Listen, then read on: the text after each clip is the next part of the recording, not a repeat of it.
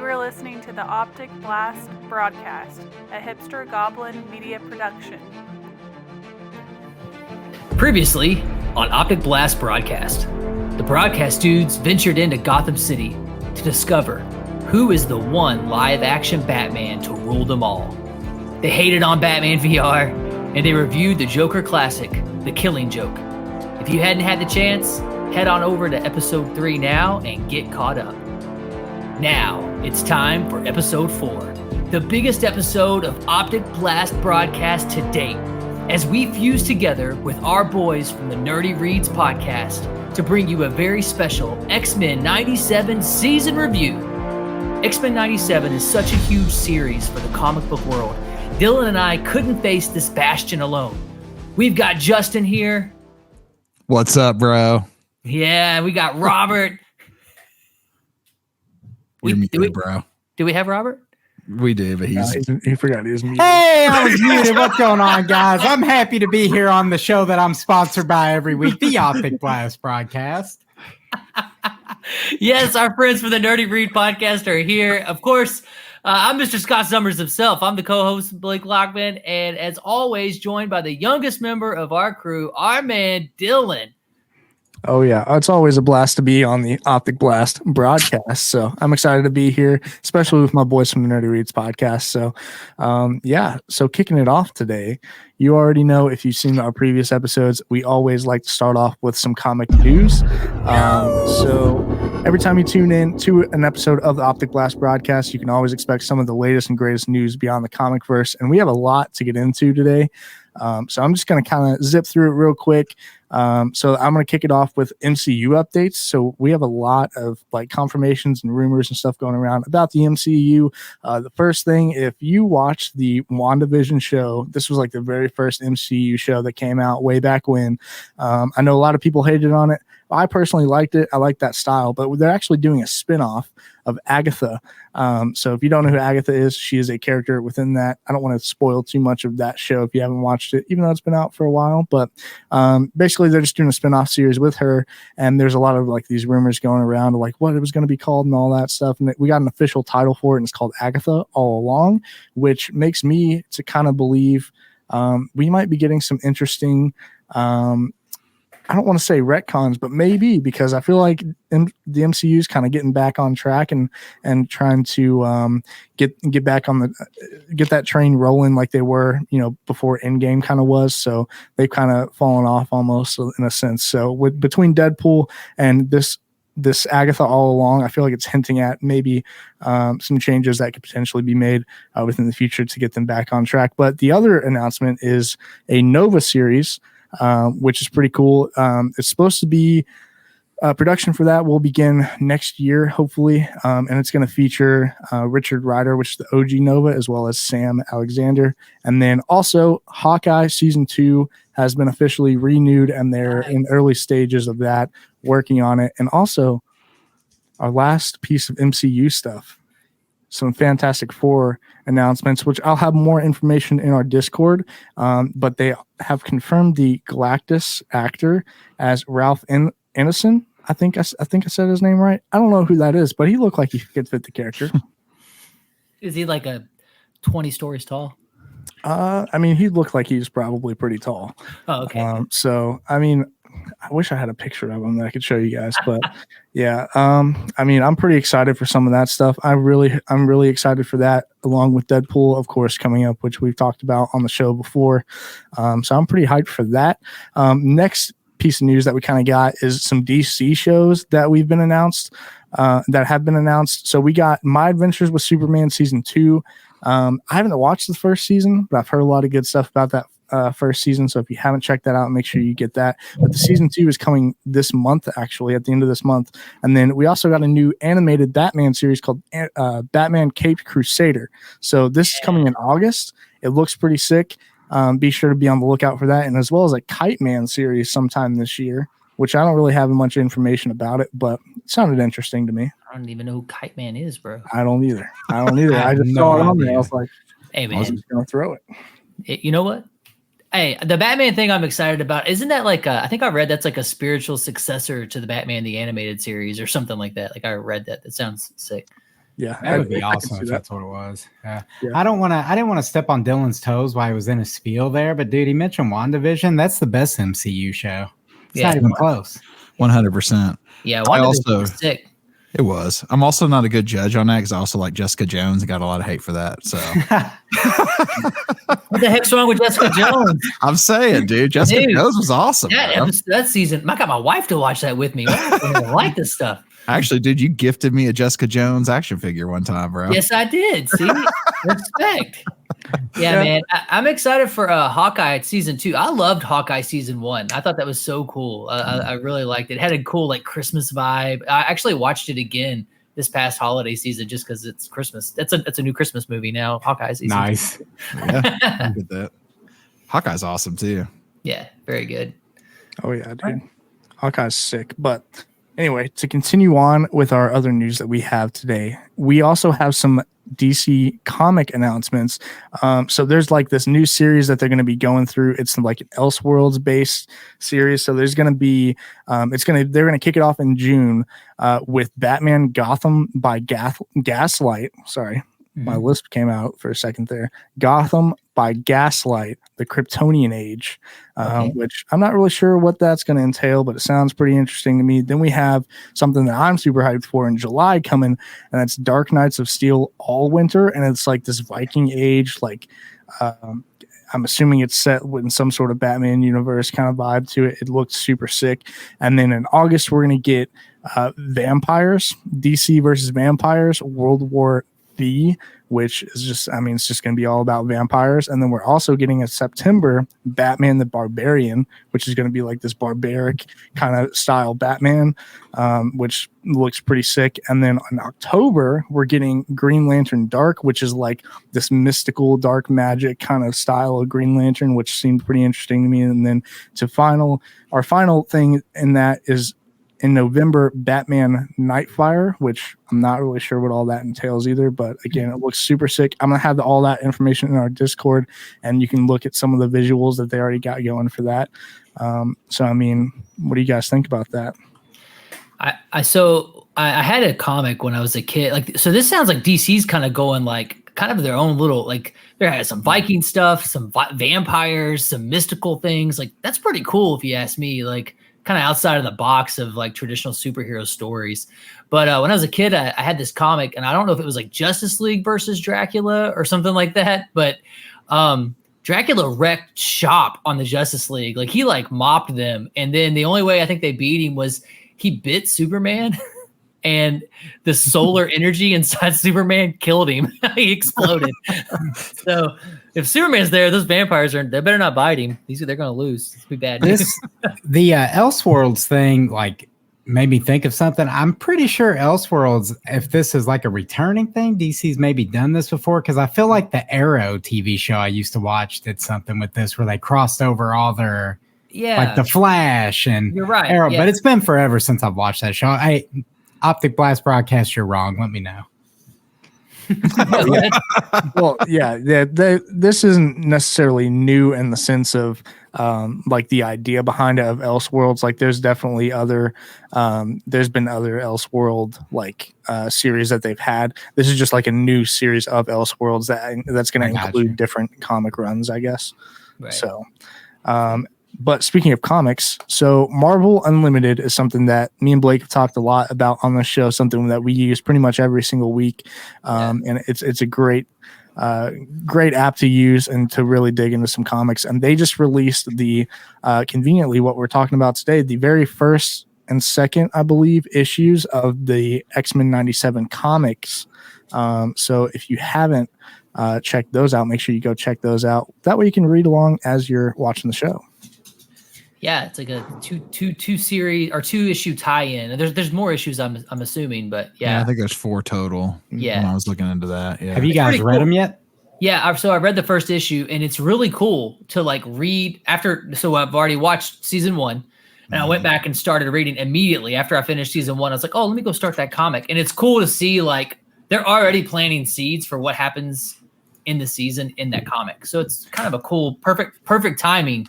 Marvel, good planning there, right? All right, so I shared this on the Nerdy Reads podcast this week, shameless plug.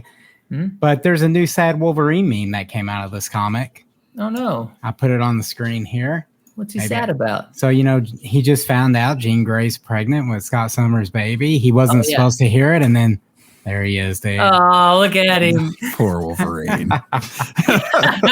It's so good. I laughed at this panel for like 5 minutes straight. I love it so much. He is bummed, dude. All right, anyway. Episode 2 of that comic, if you hadn't read it, was okay. Like, there's some Sinister 7 going on, led by Sabretooth. There was some bum villain named Harpoon in there. I'm like, what is this guy wearing like a black leotard with a spear? I don't know. Yeah. Jabroni. All right. Yeah, but anyway, so our last piece of news is still on the X-Men side, and what X-Men is doing comic-wise is essentially they're doing this relaunch here soon. So what this is going to entail, it's called From the Ashes, A New Beginning. So it's essentially a complete relaunch of the comic versions of X-Men, and this is going to span from X-Men, Exceptional X-Men, sorry, couldn't talk, and the Uncanny X-Men. It's going to like kind of take all three of those, I guess, series and just kind of bring it into this new From the Ashes, whatever you want to call it. So I'm going to have an actual link to an article that's all about that stuff. So if you guys want to check out our Discord, go read more into that if that's something that interests you. But I believe that is it for our news today. So you already know what time it is. It's toy time. Blake, take it away. It is toy time. All right. So here at the Optic Blast Broadcast, we love everything about comic books, the worlds they build, especially the toys. So for today's episode, to keep in with X-Men '97, I talked myself into making a purchase that, I might not have always made, but I got the X-Men '97 Marvel Legends Nightcrawler. So our boy Nightcrawler comes in the package. I did get this from Amazon. It was $24.99. My package was a little dented up here when I got it. So that means that I will end up opening this guy and playing with him then, since he got broken, right? So I had inner turmoil. I was like, should I open this thing? Should I not? I love the packaging, but it's busted. So I don't know. We might end up. But anyway, he's got all these different points of articulation. It is Nightcrawler, so it's hard for Nightcrawler. Nightcrawler is awesome. He's just a cool character design. He's kept the same design from far back as I can remember. Even in the old school stuff you see, he has this.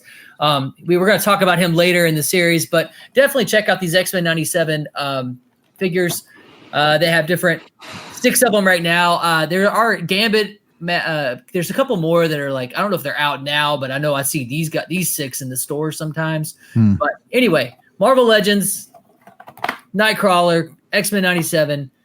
All the articulation. My daughter made a funny point about his face. She said, "Dad, why does he come with 2 heads?" And I said, "Well, it's so you can change him from being a happy face to a mad face." It's the same face. Mad to a little madder. Mad to just like a little bit more mad face. Yeah, but anyway, super stoked to get this figure. And that's it. That's him. That's Nightcrawler. That's our guy. That's a really cool line of toys, dude. I love them. Yeah, dude. Yeah, absolutely. Absolutely. Bro, I came prepared for toy time. Let me grab my package real fast. All right, hold on. All right. Bring your package out, bro. All right, here we go. I got Omega. Dude, no way. Awesome. That is so sick, man. This is Omega Red from the 90s, still in the package. So here's the deal with this is when I was a kid, Omega Red was my favorite villain. I have no idea really why. I just always liked Omega Red. Still do. He's still cool. He's still sick, bro. But this is one of my favorite toys. My brother gave me this along with the comic book that first had Omega Red in it. So dude, that's so awesome, dude. It's a pretty cool gift. And the cool thing is, dude, is I was looking at the back of this. So like you old school fans who are from like the 90s era, you probably recognize so many of these toys, dude. Is that Cannonball? Yeah, look at this, dude. I mean, like I look at these and I'm like, man, I remember having so many of these. Yeah, absolutely, dude. And like it's crazy, dude. So awesome. Yeah, dude. Pretty dope. So pure nostalgia, right? Yeah, dude. This is a nostalgia toy for sure. Absolutely, man. So those Toy Biz figures, they were crucial to the success of X-Men in the 90s.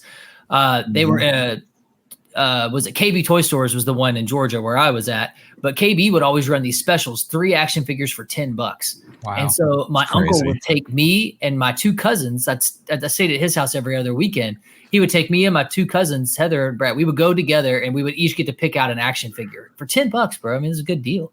And so, we collected tons of those. And I only learned about so many X-Men characters because I bought the toy, because I just thought the toy looked cool, because the old X-Men series was great about having cameos of characters, but you didn't know who they were. But if you got the toy, like I've got the old school Colossus here when I was a kid. And on the back, it gives you like a little like biography of the character. And then a lot of times, I don't know if you can see it, but there's a Colossus trading card with him. And so if you had those trading cards. Oh, dude. Yeah, I see that on this too. I didn't even notice that. In the back, it would like tell you all about it. So the toys taught me, before I could like get comic books, I got these action figures and I would read those cards like religiously. I was into these cards, and that's what got me so much like knowledge about X-Men starting off when we would all play with toys as kids. So awesome. Hey, thanks for bringing a toy, bro, to the toy time. You got to bring your action figures when you hang out with the comic book Bray. That's right. I even brought Cable out just for you because I know you love Cable. Hey, Cable's my boy. I got my little Cable bobblehead here. I love that. All right, so I think the rest of this whole broadcast, we're just going to play with action figures. So I got. I'm in here. He's just bringing out the whole X-Men. I got toys everywhere.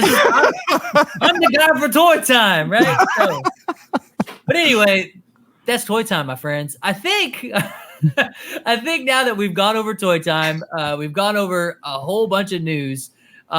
Let's take a break, and we'll come back. And we're going to get into our favorite X-Men. All right, we'll be right back.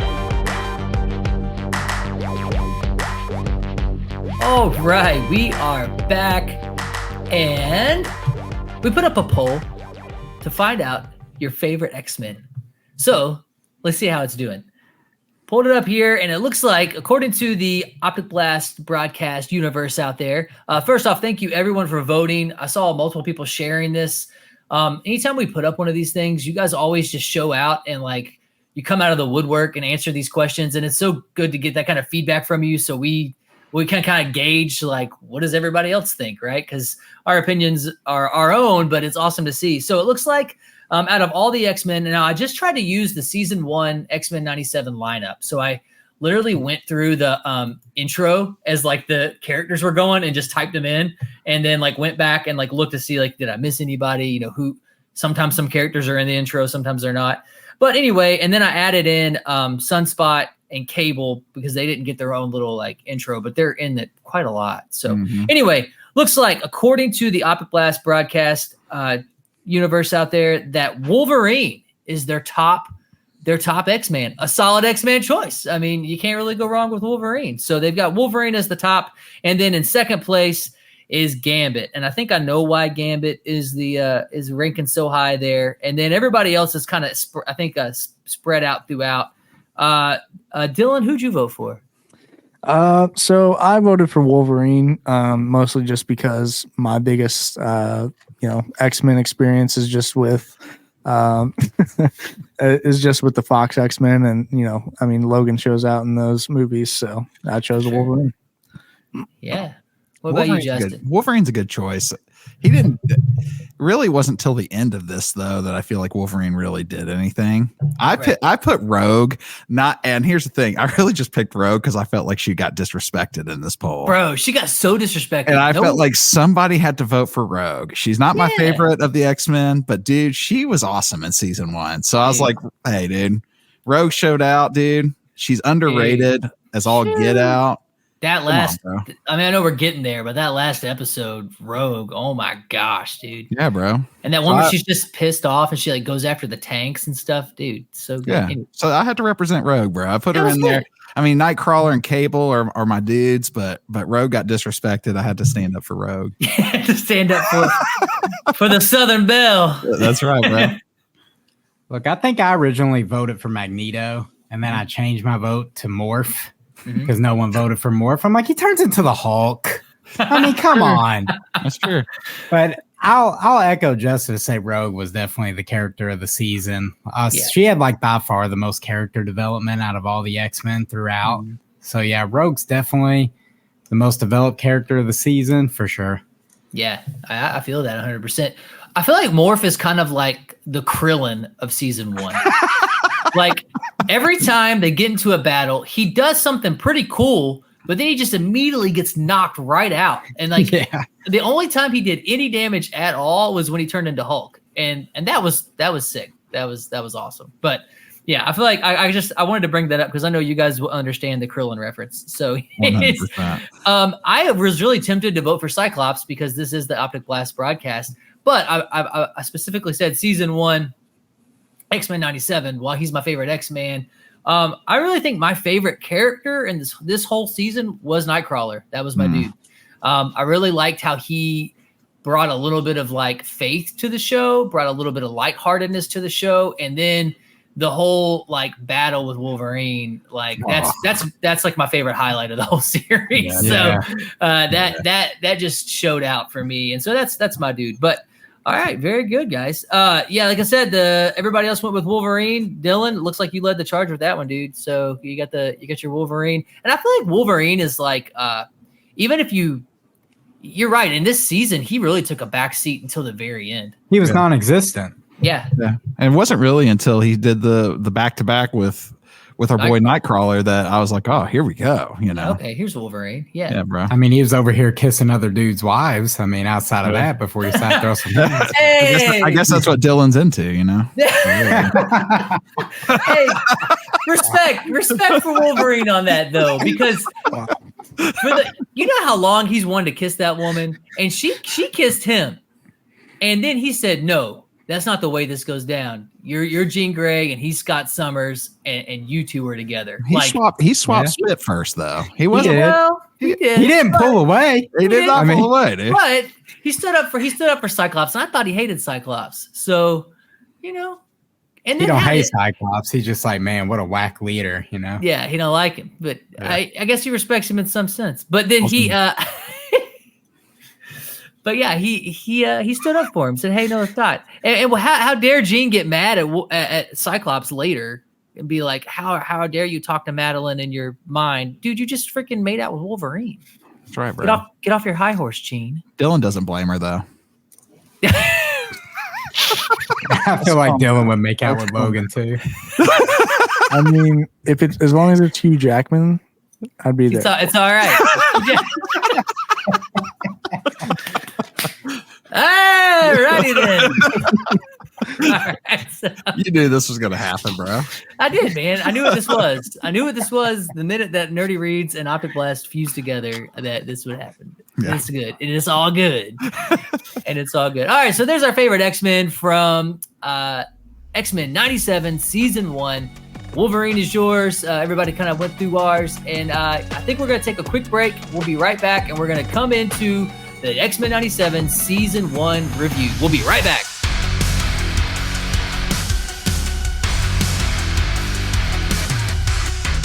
All right, we are back.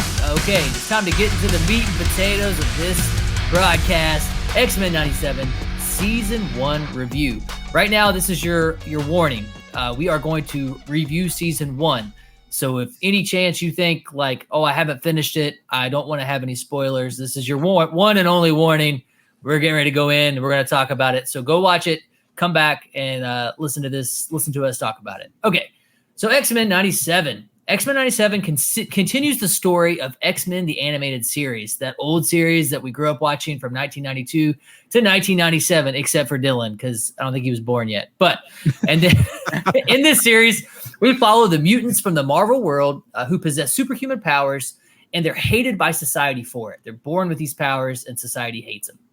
The X-Men are a team of mutants founded by Professor Charles Xavier to protect mutants and humans and lead the world toward a dream of a peaceful coexistence. At the end of X-Men, the animated series, Xavier leaves the team, fakes his own death to go to get healed on the Shi'ar Empire after like this assassination attempt. That's how the old series, like the season finale, ended. And he goes off with the Shi'ar Empire with his lover Lilandra. So X-Men '97 picks up 1 year later, and it sees the X-Men living in a world without Xavier. So you get to see what the world's like now. Professor X has been gone. They're under the leadership of their former archenemy Magneto. So that's kind of how the series just kicks right off. They face new enemies. They face new threats. They get new official team members, and they tragically lose some of their core members. So this series has it all. It has action, drama, laughter, tears. It's X-Men '97. So fellas, let's get into it. X-Men '97. All right. First impressions. We talked about this. This is actually the first episode of Optic Blast Broadcast. Dylan and I talked about I think it was like the first 3 episodes of X-Men '97. That was actually a big part of some of the hype to get Optic Blast Broadcast going for me personally, was because I was getting back into comics again because I knew X-Men '97 was coming out and I had high hopes for it. So that's kind of like where it started for me. First impressions for me. Just got into it immediately. Every Wednesday morning in the gym, I'm watching this thing. What about you guys? Did it grab you right off the get go, or what? How was that? I think for me, I have a little bit, obviously, a different perspective than you guys do, because like you were kind of saying, I didn't necessarily grow up with it whenever it was coming out. I wasn't even born in the 90s. So I was born in 2001. So I'm a pretty young guy, and I didn't get that nostalgia factor whenever I think Blake, you mentioned it in our first episode, like whenever you heard that theme song come on and that nostalgia just kind of rushes over you. I didn't really get that whenever I first watched it. But I still was hooked from the first episode. It definitely is, like, coming from someone who doesn't really know the story. I don't feel like I needed to know much of the backstory to be able to watch this season separately.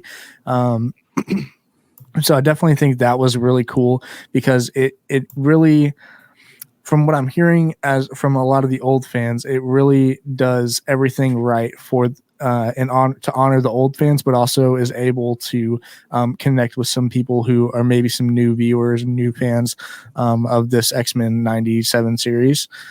So I think that factor is really cool. And so my first impression, it was awesome. And I was just really impressed with the way they were able to connect with new fans and old fans together. That's a good perspective, dude. Because like we don't get, like, you get to come from a different world literally than we do for that. Like you get to see the intro for the first time, and that was your first time ever hearing the theme, right? Whereas we were like, yeah, yeah, man. You start off with the season and you come in swinging with the X-Men. I mean, that first couple episodes, dude. The battles, the fight scenes, that first like fight scene with the Sentinels. Like I said, we talked about it on the old broadcast, but man, like seeing your old heroes return with like such a emphasis on like the animation style and the fight scenes. I mean, the X-Men, Justin and Robert, you guys remember, like, they didn't fight like that when we watched the old series. No, not at all. I think it was episode 2 for me is when I realized, I was like, oh yeah, this is not going to be the X-Men when I was a kid. They had like Storm get shot by the Executioner. I think that was episode 2. And she lost her powers, but she took that shot for Magneto. And I was like, hold on, this is completely, I would not have seen a scene like this, like a central terrorist attack on like a courtroom proceeding. I don't think they would have done that back in the 90s. So it was that scene for me where I was like, oh yeah, here we go. This show has matured with us. Right. Well, I think too, like the way they fight is just so much different than it has ever been. Like you were saying, I think when they fought the Sentinels for the first time, it's one of those where you're like, dude, they're a team. Yeah. Like a legit team, like, like they're together in sequence. And even like when Gambit and Wolverine are riding, well, I don't even remember what it was. Was it a bike or something like that? And they're together and they're getting ready to. Wolverine's just running. That's right. Straight Gambit, like running, and Gambit jumps on his back. That's right. It goes on his back. And you're like, dude, this is these guys are together, bro. This is a team. And that's the thing about the X-Men. They're a team and they're a family, and I will put them against the Avengers any day. They are a better team than the Avengers will ever be. That's 100. That's my stance on that, dude. They get down. They're family, and they know each other, and they got leadership that like Cyclops.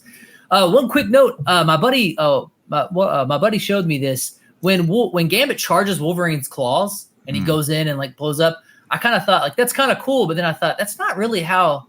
Like that would have blown Wolverine's hands apart. Like, but later in that episode, I haven't gone back to fact check this, but my buddy said if you look, Wolverine's gloves are blown off. So that's sick. Yeah, like they did like little fine detail on stuff like that. I think one thing I really like is that Mr. Sinister had a lot of respect put on his name. He was always one of my favorite villains as a kid. There's like multiple story arcs. He's a cool looking Dracula looking bad guy. He's like this biologist, crazy dude. But they really make him out to be quite the villain, and he gives them some serious hard times in this X-Men '97 series. So I was glad to see that. The whole Goblin Queen thing. I mean, what was that, episode 3, I think, when we're all just like, oh, dang, so that's not Jean. That's Madeline Pryor. Like, one thing I'll say about this is they take huge X-Men story arcs. The Goblin Queen story arc is huge. And they condense it into a 25, 30-minute episode, and they make it work. And I still can't figure out how those writers are doing that. Like, it's so cool to see that come to pass. So, Goblin Queen, she got her own action figure from the X-Men '97 thing. So we go that with Mr. Sinister, Goblin Queen. There's just so many fun things that happen. Jubilee even got her own little episode. And they I love that episode, dude. I love it. Good. Mojo, what was it? It wasn't like Nintendo. the Montendo. Yeah, it's like Mojo. Yeah, but like when Nintendo, my buddy works for Nintendo, and when I've watched that morning, I sent him a things like, dude, you're gonna love this next episode, because they went through all the X-Men video game references in there, especially that old X-Men arcade. You guys used to play that? Oh, heck yeah, dude. Yeah, dude. That I'm X-Men hoping arcade. I'm hoping they make another one of those, like similar to the Ninja Turtle game that we got recently, like the beat 'em up Ninja Turtles. I'm hoping they make an X-Men version of that. Dude, I hope Bring they do it back. Yeah, dude, because they had that scene where Jubilee and Sunspot, and they're in that game, like playing. Yeah. And I'm like, okay, make that the game, and give me the X-Men '97 cast.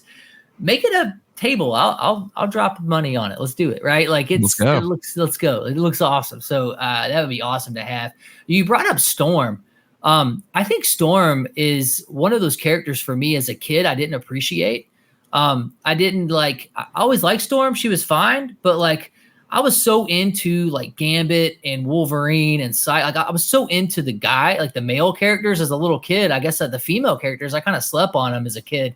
But Storm, she comes in like Batman on this. Like when she first shows up and like lightning striking down, and like when Cyclops hits him like Storm, give him the forecast, and she just freaking glass tornadoes all those things. Like, and then when she loses her powers, I felt so bad for her. Like this show is good at emotionally grabbing their audience, because like you feel the emotions of these characters. Like it's a combination of the writing and the voice actors and just the stories they're telling. But like I felt bad for Storm, man, when she I can't feel the breeze or whatever. I was like, dang, man. Storm's voice actor was phenomenal throughout the entire season. I don't have the name in front of me, but whoever it was, she was great in every scene she was in. Absolutely. Well, Storm's awesome anyway. I've always kind of liked her in the sense of like what she kind of represents on the X-Men, and her powers are sick. But her and Magneto have always been bros too. Like throughout a lot of like X-Men stuff, and even when because Magneto always kind of floats back and forth between good and bad or whatever. But Storm's always kind of been a bro. Yeah, she has. When she took that shot for him, like Robert was saying, like you're like, whoa.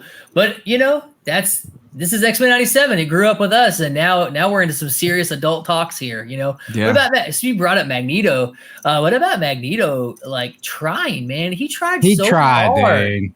Dude. He tried so hard to live Xavier's dream. Like I got to give the man credit. He really tried, and I think this is where you get some of the best Magneto storytelling. Is when Magneto is conflicted and he tries to do good, but then humanity proves him and his previous thoughts correct over and over and over again. Yeah, and so Magneto's great. That character, man, so good. It's his development, and he has my favorite line in this whole entire season is when they're fighting and trying to save people, and he goes, "We're not going to go into the future wondering if we could have saved more." I was like, dude, then it goes off. Then it's like, everything starts going crazy after he says that. I'm like, that line right there, man, it's like a hardcore line. Let's just jump into it, dude. Let's just talk about episode 5. Let's go to episode 5. We're here. Let's do it. Yeah. Episode 5. Oh my gosh. Had me crying in the gym when I'm watching this. Oh, you were the Taylor Swift song, man? You were down back crying at the gym? I was, bro. In the car, in the bar. I was Dude, and the messed up part is, like, you have no idea that episode 5 is about to hit you with a gut punch, because it just starts off like your typical happy-go-lucky show. Right. And then it just pops off. Hey, guys, Nightcrawler's here. Oh, cool, Nightcrawler. Oh, is that Pixie? Wow. Yeah, wow. This is the mutant. Like, I knew something was about to go down when I saw the Watcher in the stars. Okay, I wanted to ask you. You guys are comic experts, right? Yeah. So somebody said the Watcher was in that episode, and I went back and watched to see the Watcher, and there he is. And I watched that What If show, so I know that's pretty serious if that dude pops up, right? Yeah. If he's observing, like if you're reading a comic and all of a sudden you see the Watcher, then this is like canon event. Huge big deal is about to shake down, and they talk about it. Beast brings it up later, and Cable tries to go back in time and stop this, and we learn in the last episode that Cable tried 200 times to stop this from happening, and he couldn't, because there are certain events that are fixed in time that you cannot change, and the Genosha massacre is one of them. So when we're watching, and I knew about the Genosha massacre from the comics, and I know they went to Genosha, but I in my wildest dreams, I didn't think X-Men '97 was going to do the Genosha massacre, because that happened so much further down the line. But this series is great about just compiling all the, like, it's like a greatest hits of X-Men stories each week. But yeah, dude, episode 5, Dylan, I think you sent it to me, that they actually submitted that episode for an Emmy. Did you send me that? Somebody sent me that like it's a news article, like they're going to submit that episode for an Emmy award. Like, I don't think I'm the one that sent that to you, but I've seen that news as well, though. Yeah, just getting that out there. Right. Yeah. So that's really cool. So yeah, that episode, dude, it starts out all fun and happy, and everybody's dancing, and then you see the Watcher, and you're like, okay, something's. And then all of a sudden, when you hear someone yelling like, "Stop the music!" and I watch it with subtitles, and it says Cable's name. It's like Cable, and he's yelling like, "Stop the music!" Like, Cable, what? Cable? And all of a sudden he comes running up. I'm like, oh, dude, what's about to go down? And then we witness the literal mutant massacre from that freaking gigantic 3-headed sentinel, just wrecking everything. But you're right, Justin. Magneto, he shows out. He makes that giant whip out of what does he use, a train or something? Yeah, he does use like a subway train or something like that. It was pretty sick. Yeah, that was so good. And I remember when I first started watching that episode, the title of the episode is Remember It. And Remember It, that's like Gambit's catchphrase in the old animated series. He says it when they're fighting Mr. Sinister. The name is Gambit, remember it. It's like one of the coolest lines. When I was a kid, that's like the coldest line in all the old animated series. So when I saw the name, I saw Remember It, I thought, oh, cool. I bet they're going to do something cool with Gambit in this episode. Yeah. Well. Yeah, well, bro, they did. Little did you know. Bro, Gambit coming in. And I love the anime. So whoever like all the animators who've animated this obviously love anime, or they've grown up with anime, because look at the fighting styles. When Gambit comes crashing in on a motorbike and he like hits that side turn, straight out of Akira, dude. And like the fighting with the bow staff, some of the like telekinesis battles they have. I mean, all this stuff is very like Dragon Ball-ish, Dragon Ball Z, reminding me of like anime stuff. But yeah, Gambit, dude, making that ultimate sacrifice, definitely for me the most emotional episode by far. Yeah, and outside of Gambit's heroic sacrifice, one of the saddest scenes in that too is like Magneto's holding on to Leech. And he's like, hey, don't be afraid, dude. You know, I'm not going to let anything happen to you. And he's literally holding Leech as Leech just gets vaporized. Yeah. And I know I was supposed to feel sad and like feel some type of emotion there. I play a game called Marvel Snap where I won't get into it, but Leech is like one of the most oppressive, most hated cards in the game. Mm-hmm. So when I watched that dude get vaporized, I was like, oh. And then dang, heartless. Dude, the end of that episode and this show in general, I feel like did a good job of the emotional roller coaster because it felt like, you know, we would go here to here, up and down. And the end of this episode, I remember sitting there for a while in silence. Like, what just happened? You know, like freaking Rogue, dude. So Rogue. All right. So I had a little bit of hate in my heart for Rogue in the beginning because, dude, she did Gambit dirty, bro. She did. But she could touch Magneto. She can't touch Gambit. Her and Magneto have a past, you know. Okay. They booked the Danger Room out to work on cardio or whatever, you know. So, I love that. That was just Morph throwing some shade, but dude, 100%. Hey, Morph is a clown, bro. But yeah, Krillin, Krillin coming in with jokes.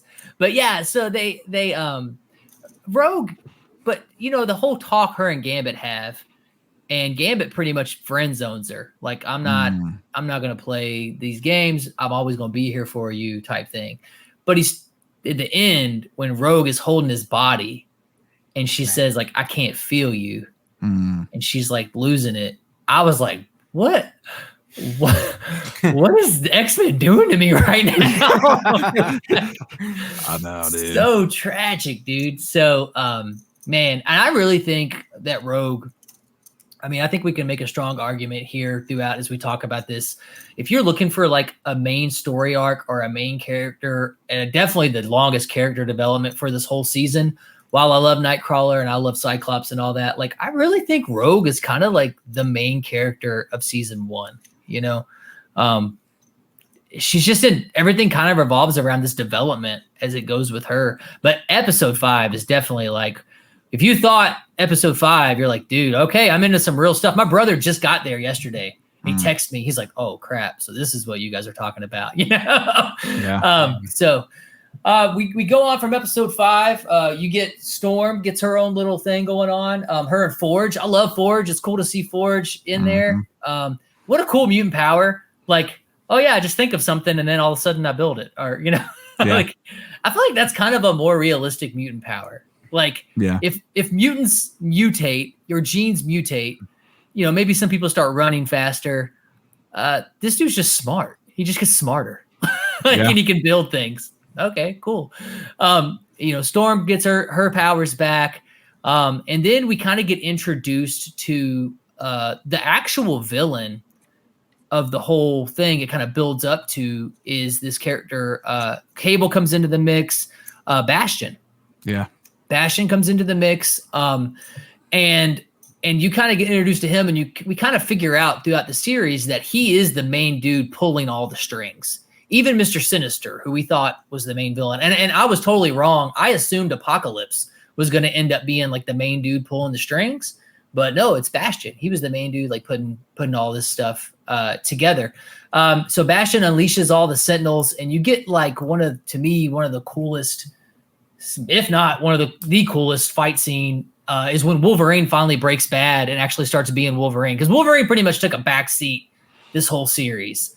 And I think they did that on purpose because he was always the forefront of the old series. So they want to show off these other characters. But then when he gets in, they're defending Rogue, and she's like unconscious, and they're fighting all those Prime Sentinel and Wolverine and Nightcrawler do the back-to-back throwdown, dude. That was awesome too, dude. And I don't want to gloss over Rogue holding Trask off the side of the building, like dude. In her grief for losing Gambit. I'm like, she's just gonna scare him a little. She dropped him. No.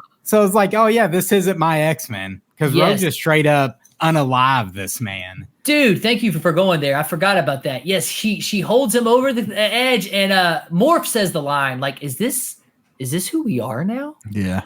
And like Nightcrawler he's shook. He's just like, oh God, or whatever. Like, oh, you can teleport, go save him. But like, he's just shook. He can't believe Rogue did that. Like, Rogue's his sister, you know, so he can't believe that she did that. And I like later when Rogue wakes up and they talk to Rogue, she kind of like, is he dead? Like, did I kill him? You know, and you know, she's kind of like questioning that. She walks that line. But yeah, so Nightcrawler and Wolverine, they fight the Sentinels. The grief of Rogue is huge in this series. Oh, what about the Captain America cameo? We don't want to skip that. Now there were a lot. It was sick, dude. I have a list of cameos that I made down here at the end in case we forgot any of them. Captain America was a cool one. Yeah, I like the memes of like Captain America from like the MCU walking through the woods, and it's like day 3 looking for my shield. So good. You're not gonna need this, but I want to bring up the Wolverine line. It's my favorite line in the whole series. Justin brought up his. Wolverine says like, she's like, you know, why do you resist or whatever the lady says, and he's like, I got 6 reasons. And then Nightcrawler says, no, my friend, you have 9. And he has the 2 swords and the sword to hold him with his tail. Yeah. Beast mode right there, dude. So good. When they go back to back and they're doing work, that's when, I mean, I feel like Wolverine was redeemed right there in this series because, again, you mentioned it, took a back seat, but there he's just murking. He's just wrecking shop. And they're back to back. They're just destroying Sentinels left and right. And you're like, and they're defending Rogue, which is, again, Rogue's at the center of almost everything that happens to this whole deal. But yeah, that's an amazing scene. That's a cool fight scene. Probably my favorite fight scene in this whole entire thing. Yeah, the music, everything. I read a thing where they said the animators got a note. Okay, what's happening in the story? Wolverine gets thrown up in the air, and he does a claw tornado on his way down, and that's all the note said. So the animators like, all right. And if you remember, as he's falling, he's just spinning, killing everybody. Yes. Yeah. So good. So good. All right. So real quick, I think so you kind of mentioned the music. I feel like that whole scene, the music on that part, I thought was really cool because it was like epic, but it was also sort of like, the best way I can describe it is almost like elegant. Like it was cake for them to sit there and just murk everybody. And I thought that was actually like a really cool touch because it was just like, it was like this level of epicness because it went with the scene that was an intense scene, but at the same time it had like this level of elegance to it because they were just like, this is cake. Like they were just wiping everybody out. And I thought that was a really cool touch. Dude, the grin that Nightcrawler has on his face the whole time, like the bro is having a ball, like throwing down. Now it's serious, but he is. Dylan, you're a Fox fan, so Fox Movies fan. I wondered when I heard that music because it's real classical music.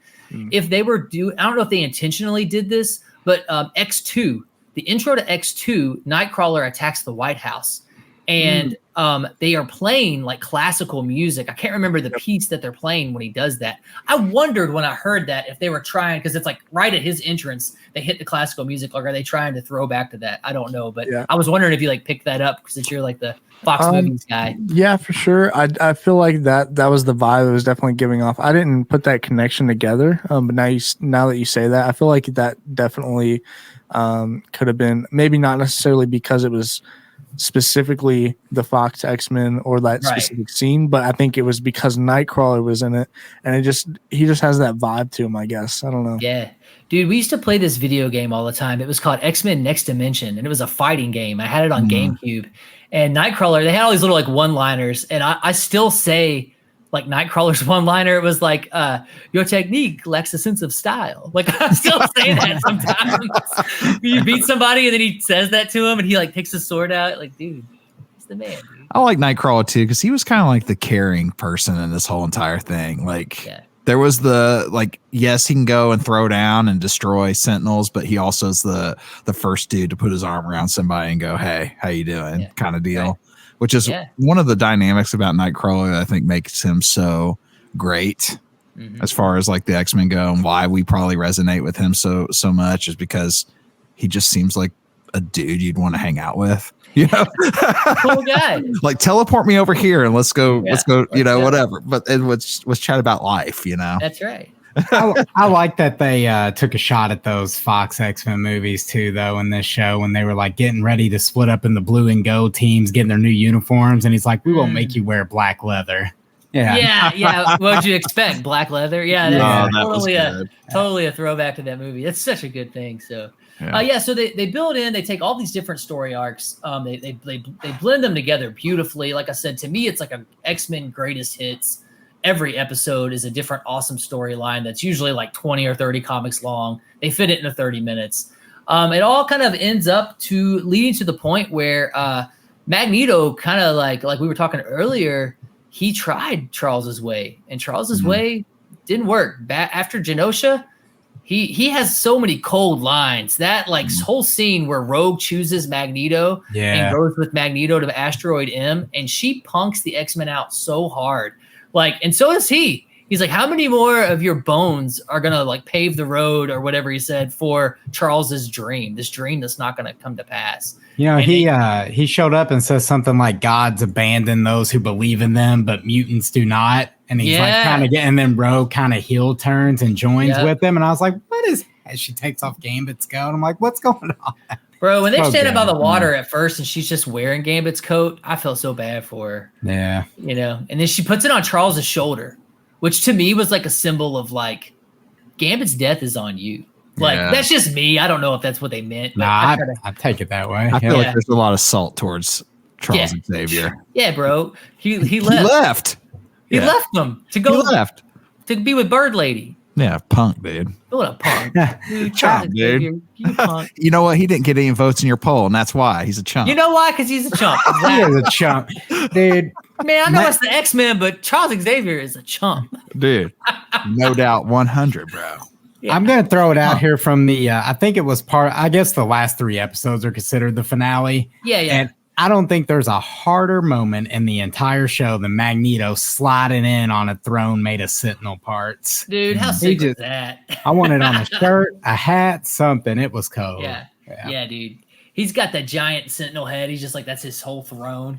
Dude, so good. There's so many things that happen. It's like trying to come up with an outline of like, what are the cool key moments? There's so many. Like, I don't know how much time we want on this broadcast, right? But yeah, that whole like Tolerance is Extinction. What a awesome name, by the way. Like Tolerance is Extinction. Like, and all that whole build up, the whole 3-part finale. The X-Men, like, so Fatal Attractions is such a good series run. It's on Marvel Unlimited right now. We hype that a lot because it's like the cheapest way for us to read comics, honestly. And I love it. It's on my phone or my tablet. Fatal Attractions, I read that as like an 11-year-old kid. And me and my neighborhood kids collected, all my friends, because they had these cool hologram cards on them. I should have got one out for this. Oh, anyway, but they have these cool hologram cards on it. And in that comic is basically the storyline of Magneto's got Asteroid M.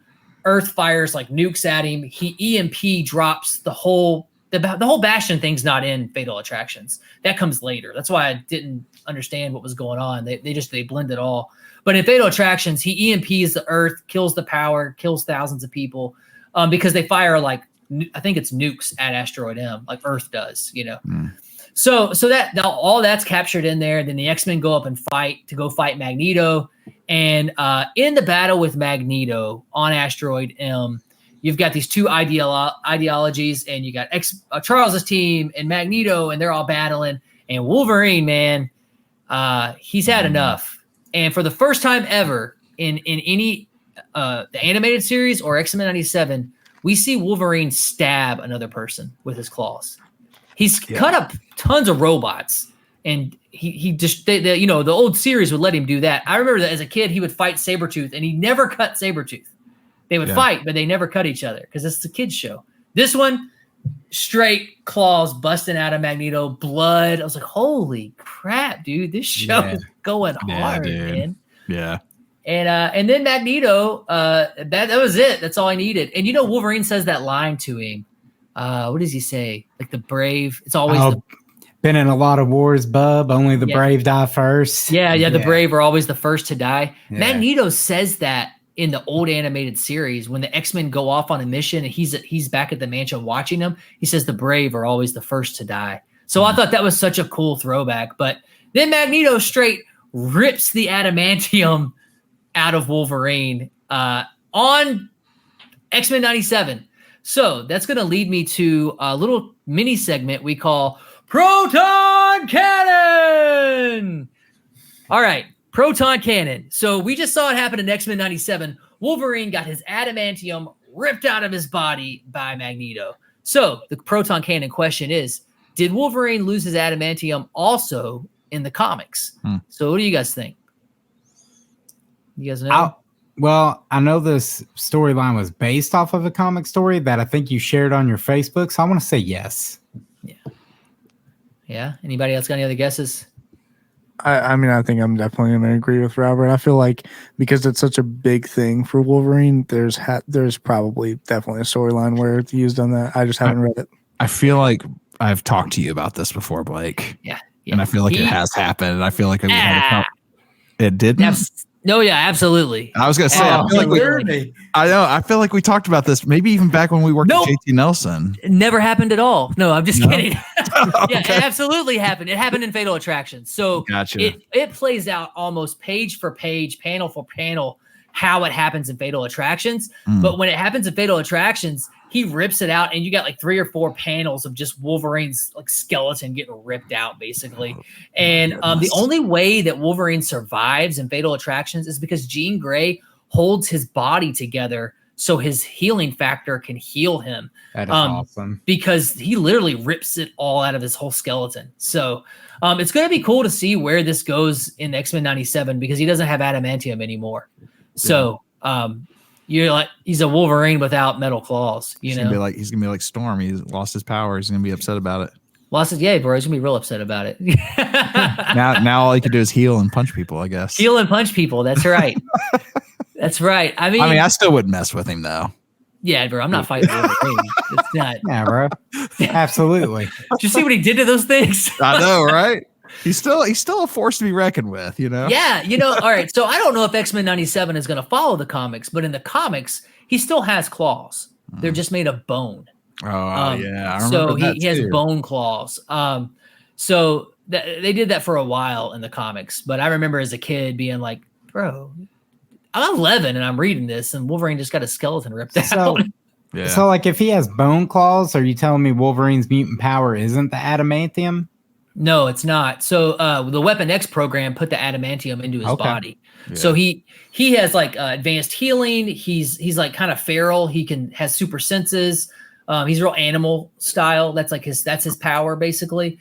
The claws are part of his mutant power. So he could bust out claws. We don't know. I can't remember in the comics if he could.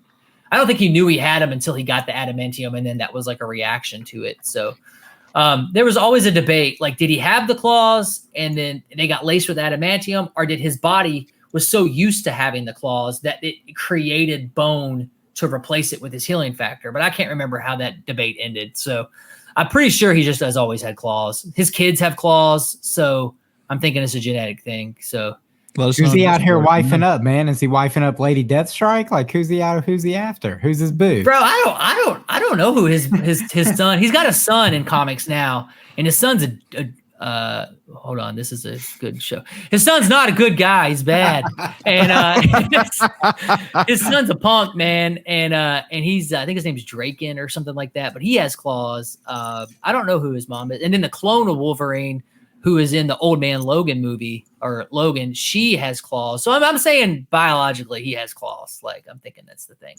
So yeah, there's your proton cannon. But yeah, so that's it. That's it. We go into X-Men. We have this huge battle with Bastion. It's awesome. It's very anime-esque, if you ask me, and then we kind of get to the end of after the season. They take out Bastion. What about the last battle scene when I got to give props real quick to somebody. Jubilee. Jubilee was always the annoying sidekick of X-Men season 1, or X-Men first animated series. This season, she's a full-fledged X-Men, dude. She's throwing down. Yeah. Bastion says something to her like, "What are you going to do? Hit me with the 4th of July?" And she freaking melts half his face off Like, it's so good. Like Jubilee throwing When he down. said that, though, I did chuckle, though. It was good. It was a good line. Even she laughed. She was like, I haven't heard that one before. And then she just melts his face off. I was like, dang, she got one of the best hits. And what about Rogue's beatdown of Bastion? Yeah. Oh, yeah, dude. That was sick. Rogue, once again, we've talked about her all night. Rogue, baby. Here she Main comes. character. Main character energy. Main character dude. energy, Rogue. Bastion's like face is gnarled up, half hanging off, and Rogue's just keeps wailing into him. Yeah, good stuff. She said a line, and I know that you guys probably think this is lame, but I teared up when she said this line. She's talking to Sunspot, and they're watching Bastion come and all that, and the rockets or something, and she said he's freaking out, and she said, don't worry, the cards are always in the X-Men's favor. That's a straight a Gambit reference, you know. She heard that from Gambit. And then when she tells Bastion his name's Gambit, you know, remember it, or whenever she hits him in the face. So good. Dude, Dylan's having a hard time. I think that's Dylan's way of telling you are lame for tearing up at that part. Yeah, I think it is. That's what it is. We'll go with that. Yeah, we'll roll with that. All right, bro. Jubilee, though, I agree. She came into her own in this. She did. 100%. She went from this weird, like, she can't deal with anything on her own to where, I mean, she can go handle some missions. I get. Yeah. I don't want to criticize. If I want to criticize anything from this season, I'll criticize Sunspot. Like, Yeah. randomly going bad. Like, I don't feel like there was enough development there for him to just be like, yeah, man, I'm gonna fight for Magneto because my mom said she didn't accept me anymore. Like, really, Brett Saltick? You've been hanging out with these mutants, watching what they've been doing all year, and one bad thing happens to the privileged rich kid. Now he's ready to fight for Magneto. Yeah. Isn't that what happens to privileged rich kids, though?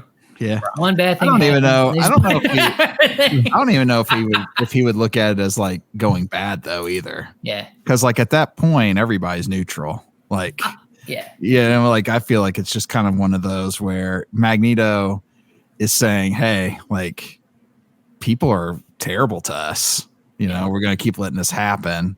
That's a good way to look at it. And then Charles Xavier is saying, "We can if we keep trying to do the same thing over and over again." Right. And so I think that's why, you know, when people switch sides, it's like, this is true. Like Morally gray, right? Yeah. It's like, I feel like all of that is so morally gray.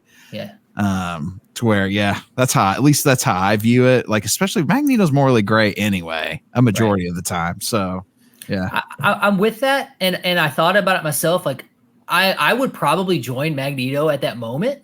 Yeah. If I was caught in the mix with them, except for the one thing where I'm with you, Magneto, 100%, except for the part where you're like, and I'm not going to restore power to Earth and I'm going to watch the whole world die. Like, all right, bro. Like, I'm cool with like, let's go live on this asteroid. Let's like stay away from people. And what did they say? They have like 12 hours until the world totally, like, I don't know if it's going to lose its magnetism forever. I don't really know. They don't go into like what happens. It's just going to be bad. And he's just like, yeah, let's just go watch them die from Asteroid M. Like, all right, bro, killing the whole planet. I mean, no, I can't follow you there. But going to be off on an asteroid by yourself, okay, cool. You know, let's just get away from these people, right? Right. But all right, so we pretty much wrap up the season there. BJ, let's see, what do we got? Oh, the cameos. What kind of cameos you want to talk about? Dude, Spider-Man was in there, even though he didn't have a word. It was still cool to see him. Mary Jane was in there. Silver Samurai. Ooh. Oh, yeah, Silver Samurai. Yeah. That's cool. Baron Zemo and Doctor Doom had talking parts. They did. So here's the thing about the Doctor Doom cameo that I liked is that what Sinister was doing was so bad. Dr. Doom was like, yeah, I'm not going to be a part of it. You can do it. But I'm not going to be involved in that. Yeah, mash it. I'm not even doing it. Yeah, Dr. Doom, of all the villains, is like, hey, bro, you do you, but I'm going to sit this one out. I'm going to sit Yeah. Yeah. Right. Daredevil got mopped up as a cameo. Yeah, he did. And then dude Cloak and Dagger showed up also. Yeah. So good stuff. And I've seen a lot of stuff on the internet like, oh, Iron Man and Captain America, they're setting up for an Avengers versus X-Men season. I think just because they show those two characters don't necessarily mean we're going to get that. But if we do get that, I'm going to watch it. I'm definitely going to watch it. Yeah. 100%. I will be there. What do you guys think about the little stinger at the end with Apocalypse? Like what? Yeah.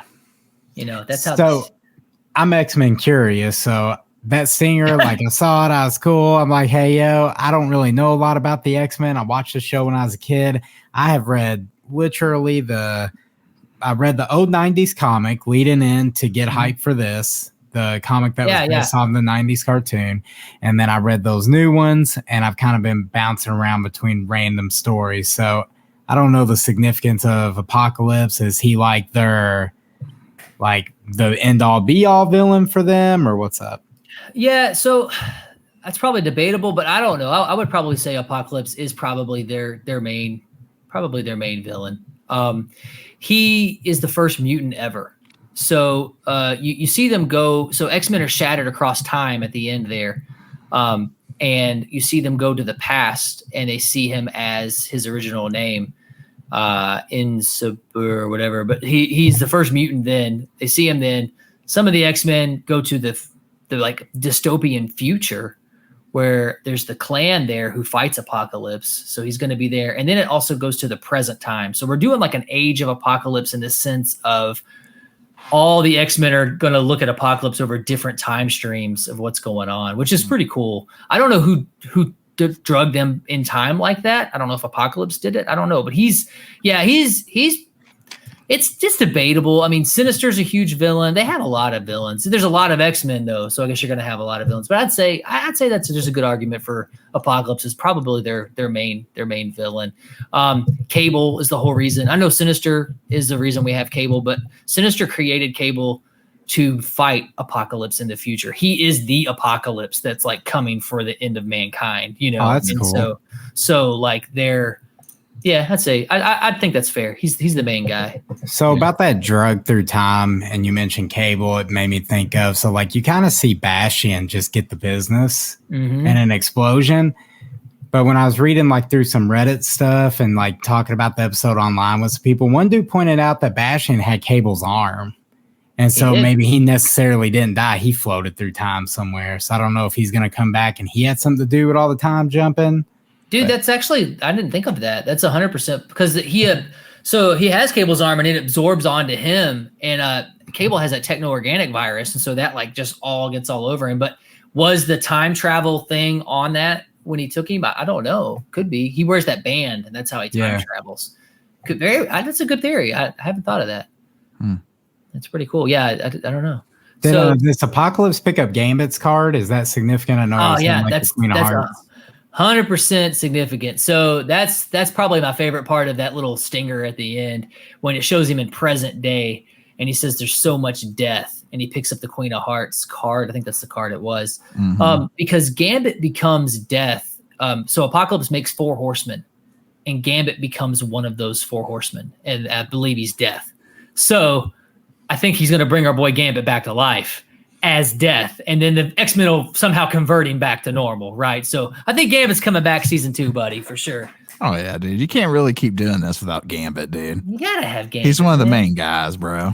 If he does come back, I'm glad they left him dead for at least the rest of this season to kind of give Rogue that character growth, because that really did make her like the character to watch. So I'm glad the writers of the show let that death linger before they comic book like retcon and bring him back.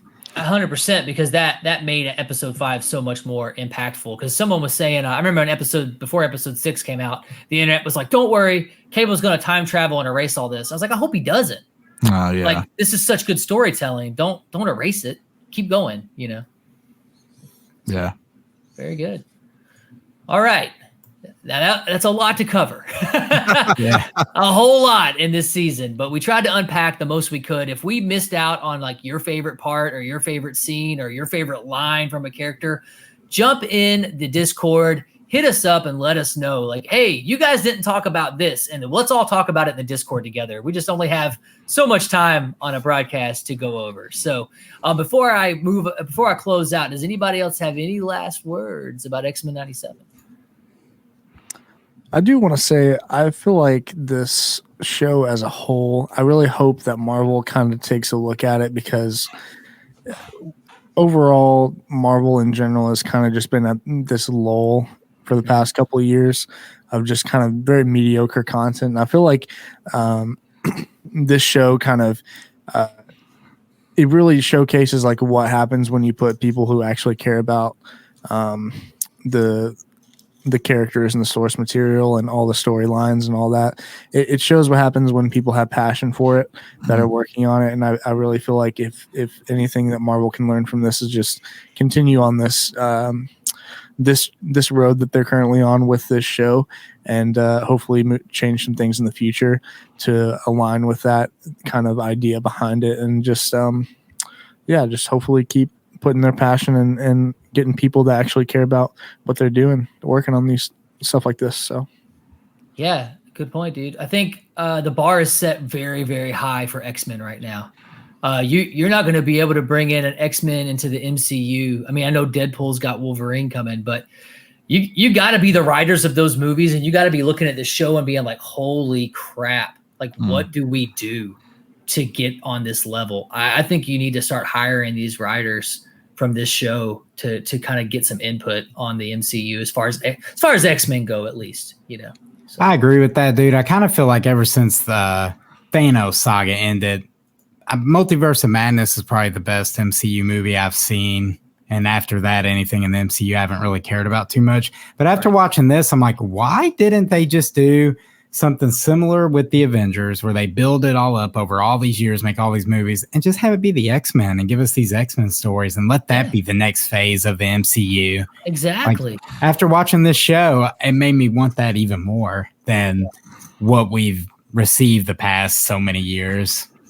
I think it's been one of my biggest arguments about Marvel in recent times, is that how everything has to interconnect with this bigger picture stuff. And sometimes it just loses sight of building the characters that are right in front of you. And here's the thing. If this has shown us anything about X-Men, and I think we've always known this, especially if we grew up in the 90s and watched these shows and then read these comics too, is there are so many great storylines in the X-Men. Like Rogue is awesome. Even if you go back and you read the Marvel Unlimited 90s X-Men runs that were based on TV show, Rogue has a great story arc. She really does. Wolverine does. Wolverine has some really good villains too. Like if you look at like his Rogue gallery is really, really good. You know, you look at every single one of these characters are unique. Cyclops is your stereotypical like Boy Scout type character, but still, like, I think he has some other dimensions to him too, that like layers. Like you look at Captain America, I look at him as like this pure good character. Cyclops is on that cusp, but also there's just a lot. He kind of can go a little crazy at times, you know, like Cyclops goes crazy sometimes. So there's just a lot of depth to these characters. And I think it's just, I hope more people get enthusiastic about X-Men after seeing this, and we see a lot more X-Men content, X-Men stuff, and they just continue to build characters, build Marvel characters, and do that with Avengers, do that with Guardians of the Galaxy, do that with different, all your stuff, and just build up these characters and give us some stories. Right. At the end of the day, that's what it's all about. What story are you telling, right? Yeah. And about Cyclops in the comics, he basically becomes the next Magneto. So you are right. You're right to say, like, he's that Boy Scout, but at the same time, he gets fed up, dude. He does. He gets fed up, and he eventually, you know, he goes back to being Cyclops. And Dylan brought up the comics that are coming out up from the ashes soon. I'm excited to check that out, because X-Men has been rebranded and relaunched so many times. But I'm thinking maybe if Marvel's got something up their sleeve with, if they did X-Men '97, right? So maybe these comics are going to come out swinging. I'm excited about them. Yeah. All right. Like I said, if you've got something you want to talk about X-Men '97 series, season 1, jump in the Discord, talk to us on there, hit us up on there. We'll have all sorts of good conversation about that.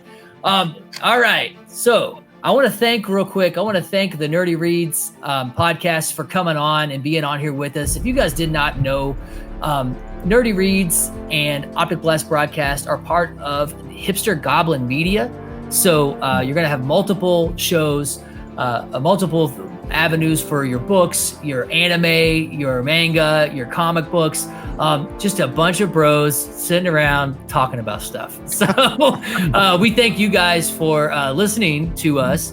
and for getting on the Discord, the Facebook, the Instagram. What's that thing, Dylan? The TikTok. Yeah. The TikTok. Yeah. Yeah, TikTok. Getting on there and just following along with all those things and being a part of this with us. It's so good to get your input and hear you, see what you have to say in the chat. So again, thank you so much for being a part of this. All right. So next time on Optic Blast Broadcast, we investigate The Man Without Fear.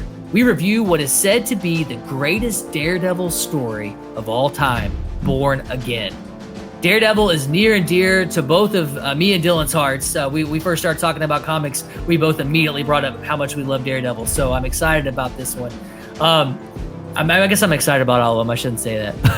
I'm excited about everything, but Daredevil, man, he's the man. So The Man Without Fear. It's the TV show that came on Netflix is an absolute masterpiece. It got me into Daredevil. Honestly, didn't read his comics much until me and Justin started watching the MCU show when we worked together. We started talking about it all the time. So that got me super into Daredevil. And that's the first time I got Marvel Unlimited. I read all of The Man Without Fear from like the 80s on, and I got super into Daredevil. As always, thanks for listening. We're glad to have you here. And we'll see you back here next time on the Optic Blast Broadcast.